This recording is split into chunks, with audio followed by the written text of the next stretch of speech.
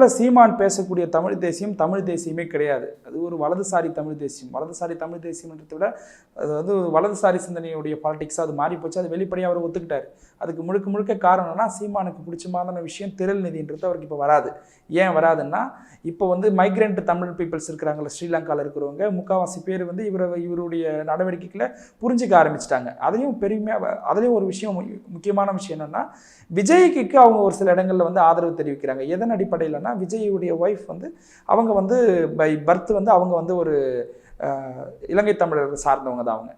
அதனால் அந்த விஷயத்தை வந்து இவர் வந்து அப்போ அதன் அடிப்படையிலேயே அவங்களுக்கு வந்து ஓட் பேங்க், அந்த மக்களுடைய ஆதரவு அங்கே போகும் அப்படின்றத இவருக்கு தெரிய வந்துருச்சு.